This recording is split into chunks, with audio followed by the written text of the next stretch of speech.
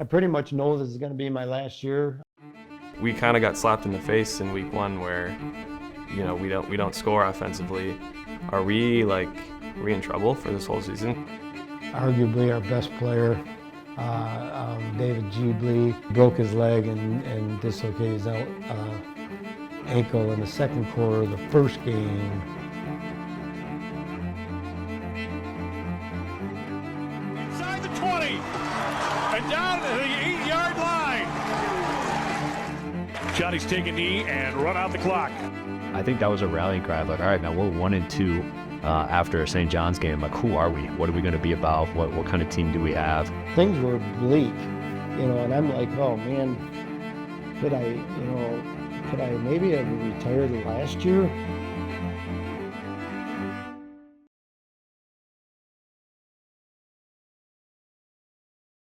I think that the thing that homecoming does that I think is hard sometimes is like there's a lot of distractions, right? You've got tug of wars and you've got song, and our guys are up late, and so we were always hammering them on homecoming week. Like, man, get to bed. Like, you don't need to be at tug of war until 10:30 in the morning or 10:30 at night. And so I think that's the biggest thing. It's just like the distractions of people come back and people get excited. There's a cool buzz around campus, but it's like, how do you maintain focus and energy? And especially it's like, we got to talk to some people about playing all these good teams on homecoming. Like, I'd like to play a cupcake here and there just so that our guys can kind of roll into that thing ready to roll. But homecoming is fun. I think there's added pressure just because alumni are here and they want to cheer you on, and you want to win a homecoming game, right?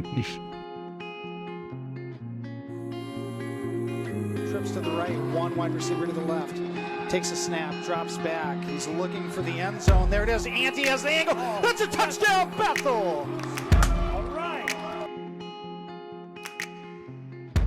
Really, after that St. John week, we kind of stripped everything down and just kind of it was kind of a rebuild spot. So that Gustavus game started there. I think from George Bolt's perspective, it was a huge confidence thing for him. That game specifically, he just played with this swagger that I hadn't seen before, which was super exciting to see. That showed how contagious that is. He has so much impact on the game. So seeing that and to just see him ball out and see it kind of trickle down through the offense and through the rest of the team, I think was a big piece of it. As a backup quarterback, I've learned to do this. You go in and it's a kind of a nothing to lose mindset to playing. Starter's just gone down and you're just like, let's go see what I can make happen. And I think that the pressures of the starter maybe in that first Wartburg game kind of got me out of that mindset of just go attack, just play free, trying to do too much and worry about other things before I worry about myself and stuff. So that was my goal going to that Gustavus game, just let it fly, play free, let it rip.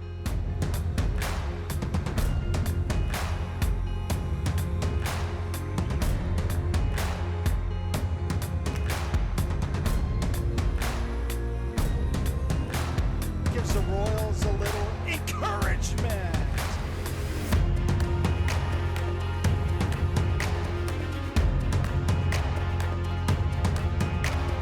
But that's going to be a 37-yard touchdown run, and it's 13-0 Bethel.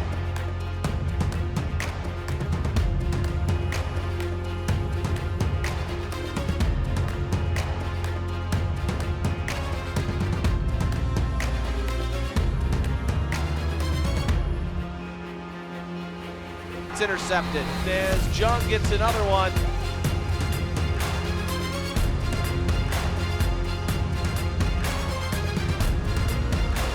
They're in the driver's seat to be hosting the Miami championship game.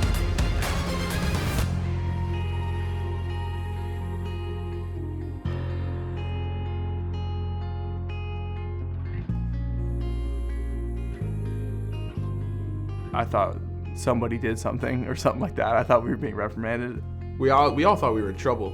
We didn't know what we did, but we thought we did something because he called a meeting on a Sunday for Monday during chapel time, and we all were trying to figure out what we were in trouble for. I mean, I got the notification for the email and was like, man, either one of us messed up or we're just gonna have a regular meeting about what playoffs is gonna look like.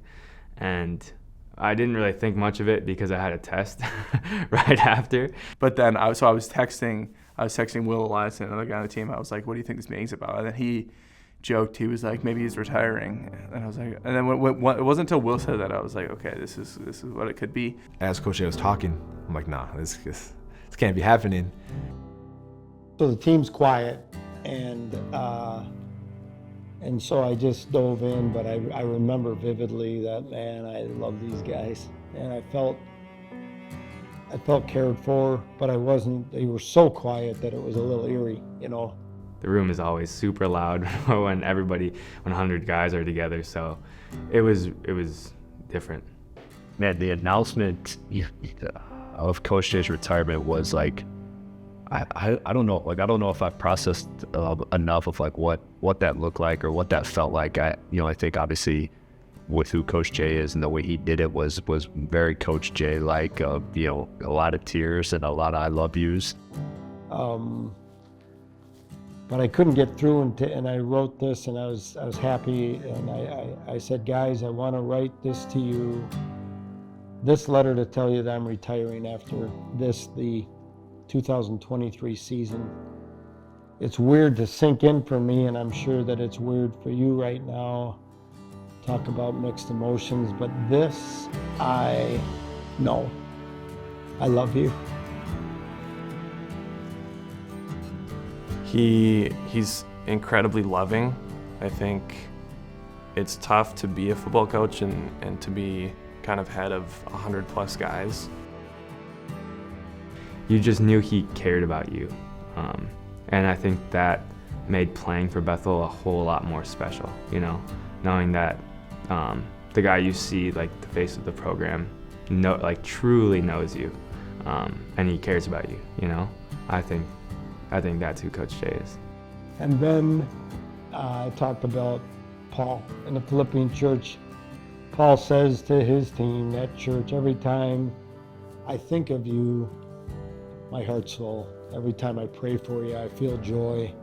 I'm so proud of you. God only knows how much I love you, and I know why, because I have you in my heart. But then when he gets to verse 9, he says, but here's my prayer for you. So here's what is big on top of all this, is that you love one another. And not so that it's a niceness fest, not so that everybody's happy, but it says so that you can see what's excellent. My prayer for you is that your love would abound more and more, so that you can see what's important, what's big. And that's my prayer for you guys. I love you. I want you to love deeper, speak sweeter, give forgiveness. We talk about forgive fast, and man, that can make a great football team. That can make a great family. In Isaiah 61, it talks about oaks of righteousness, and that guy is an oak of righteousness. He's sturdy, strong. He provides shade and food and fruit for those around him, and just like steady is Coach Jay, man. And then so I kind of ended with, here's my prayer for you, and then the next part is that you are never not part of us. You are never not us. So I will never refer to Bethel as you guys. I will, when I'm 80, I'm going to be saying we beat St. John's last Saturday. We beat, and if you guys ever do this, and then I gave an example that I was at Costco a couple of weeks ago, and one of our former players said, "Hey, Coach, you're having a great year." And I started yelling, and we were in the line, and it was backed up already. And I was, "No, you do not say that." And there's people back there getting irritated, and he just starts smiling, and okay, we. So, but anyway, it was a cool thing. And then to end it up and at the deal, I didn't really know. I know I love these guys. My heart was full of and it was still quiet. And I just stood up in the front, and all of a sudden they started veering off, and every one of them gave me a hug, And I'm kind of thinking, we got a JV game, we got to win next week. But man, I soaked that in. A lot of tears were shed. So, and then like after the meeting, we're in the locker room. It was weird. Like it was just like the environment in the locker room. Everyone's just like, you know, wide-eyed, just like what just happened. And I think our guys were shocked, honestly. And I know, you know, we were shocked, obviously, as a staff when he announced it to us. And but yeah, I think our guys were trying to process what does that look like, and then what does that look like going forward? What does this mean? What's going to be different? What's going to change? So yeah, I think that process and even that meeting was it was surreal because there's a lot of emotions. I thought he told us at a perfect time because, you know, he's not the type to do a farewell tour and make it all about him and tell everyone at the beginning of the year. He wouldn't have wanted it that way. I feel like more than a football coach, he's kind of like a friend. You see him around school and he'll, hey buddy, like he'll talk to you. He tells you he loves you all the time. He's probably told me that he loves me most out of anybody. Other than outside of my parents, my grandma, he's probably told me that he loves me the most out of anybody in my life. He covers like every side of the spectrum. His sense of humor is one of a kind. You can joke around with him about anything, but like 30 seconds later, you can have this serious like conversation to him about faith or about life. Okay, now our level of play has to be here. You know, this is a guy that goes to war for us. How dare we not play to a level where he can be happy? And I know he's always happy, but if he loves us, then why not play to here on his last ride? You know, I think outside of probably my parents, been one of the most influential mentors in my life, from a guy who just authentically lived his faith out better than anybody I've ever been around. He's definitely taught me to be more grateful. Like that's one of his big things is happy is a man who's grateful is what he says. And I think he has such a good radar for determining when he's getting sour towards something. Like he'll say that sometimes, he'll tell a story about sometimes like this happened and I started thinking these thoughts, and then he was like, no, like cut those out. It just like gave us more to play for, even though that's not what he wanted us playing for. We deep down like we were playing for him. I didn't want to do a dog and pony show 10 games thing, and I didn't want to just walk away. I didn't know what to do at the end, but we decided, you know, to give people a chance kind of to come back. But then you're putting yourself on the line that you better be good, you know what I mean? And this is a huge game because, you know, there's a little spotlight now because of this deal, but also Concordia has really been growing. They're a little like, you know, we won 7 in a row. Well, they won 5 in a row coming into that. They're really good. At the same time, I'm distracted with, you know, all these things, and our coaches had to deal with that too. St. John's got beat by Gustavus, so if Gustavus hangs on and beats teams they should, we're going to be playing them for the championship instead of St. John's, which we've done 3 years in a row. Good afternoon, ladies and gentlemen. Welcome to Royal Stadium here on Bethel University campus. It's a beautiful Saturday afternoon in Minnesota. The sun is shining on this last regular season matchup for the Royals. A spot in the MIAC championship game is on the line here today. It's a matchup between unbeaten teams in the Skyline Division. And we are underway here at Royal Stadium. Cooper Mattern, Fargo native, junior for the Cobbers. He's got 2 receivers either way. Same personnel. They just changed the formation. The Royals in their 4-2-5. 4-man rush. It's picked off the right edge. 30, 20-yard line. It's going to be a pick 6 for the Royals to start the game. Yeah, gotta go again.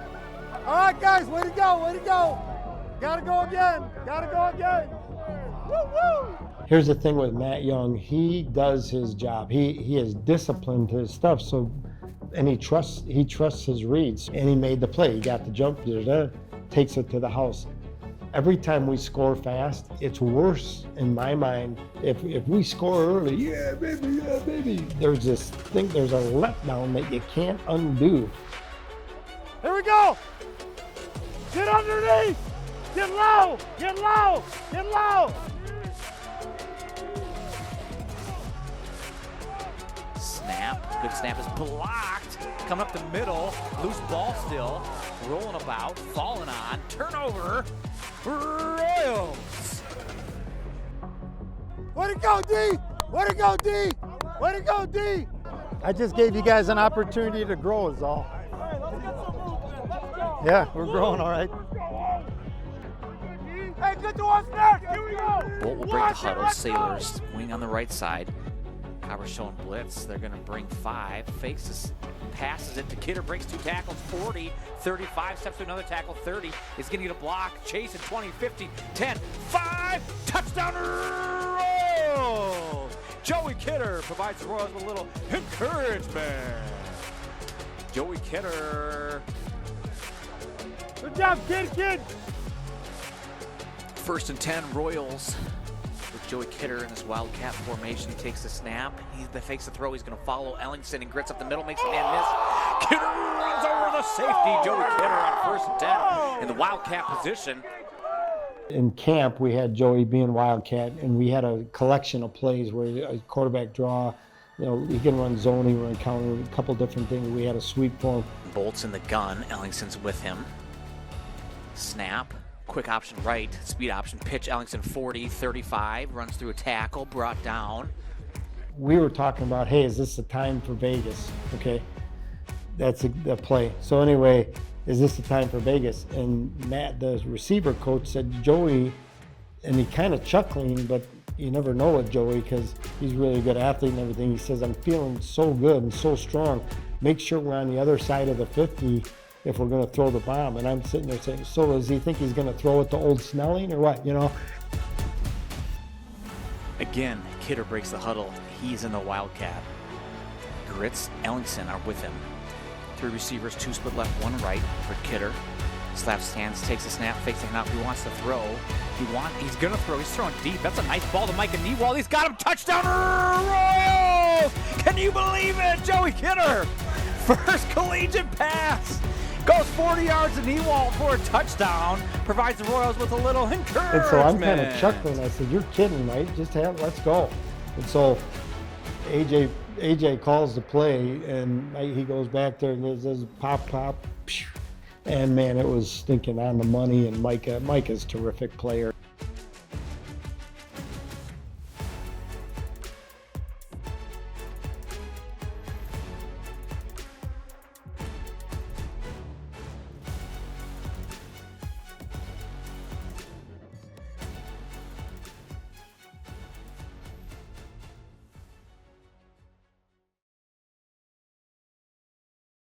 We're under 2 minutes to go here.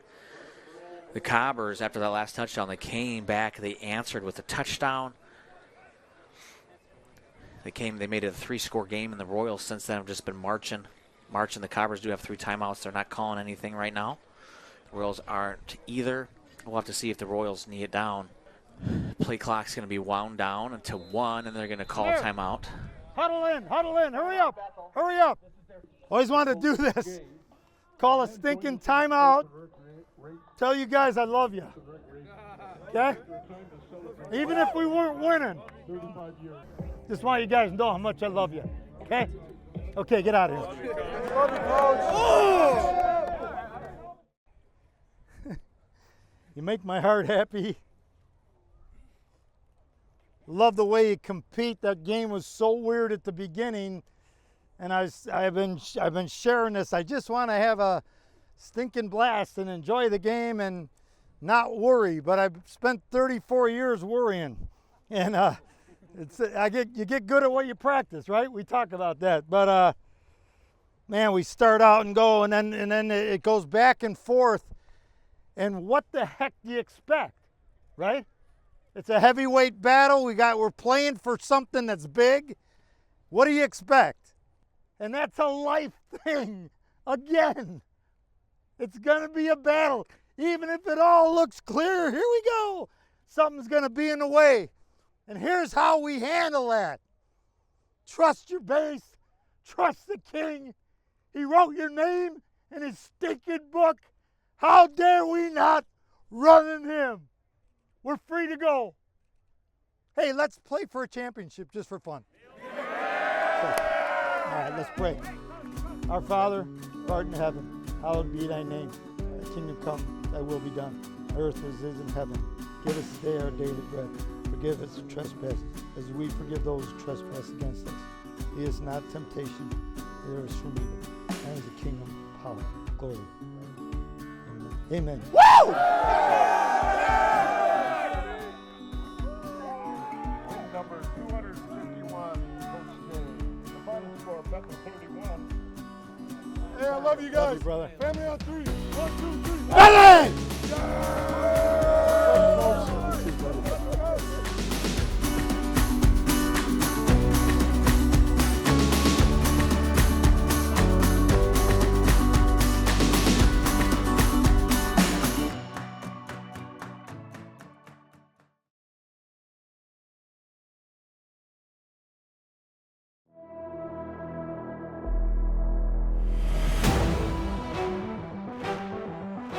As I think about this game coming up, I'm going to get punched in the face early from Whitewater.